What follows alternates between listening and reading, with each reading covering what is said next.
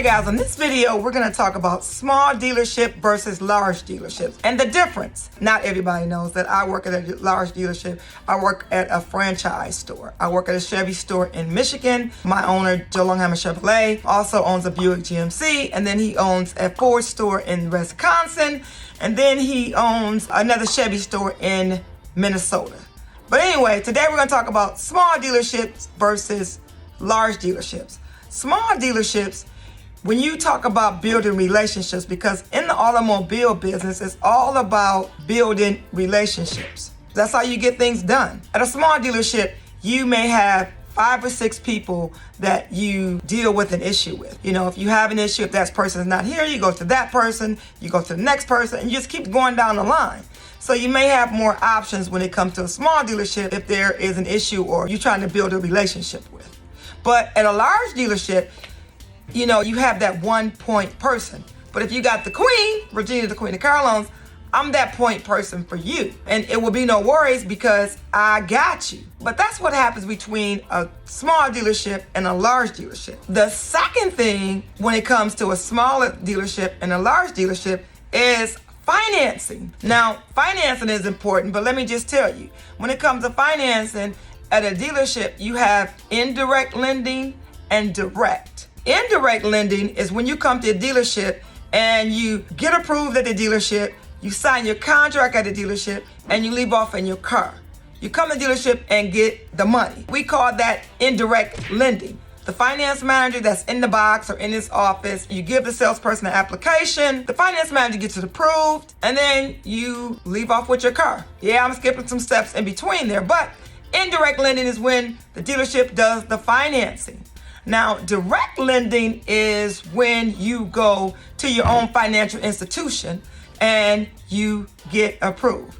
Anybody that's been watching my videos over the months or over the years knows that I'm all about credit unions because credit unions are for the people, by the people. Credit unions, they build the relationships. If you have a certain situation going on, if your credit score is, let's just say it's 480 or 500 or 520, credit union may give you that loan at that lower interest rate than the dealership will.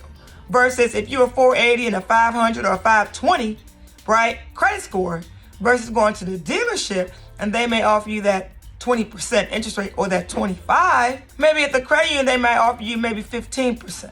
It's all about building those relationships at the dealership, and that's number one. Number two is what's the financing. So again, with the financing, it's still about building the relationships. The next one is pricing. Large dealerships, we're all about volume. We're all about turning the car.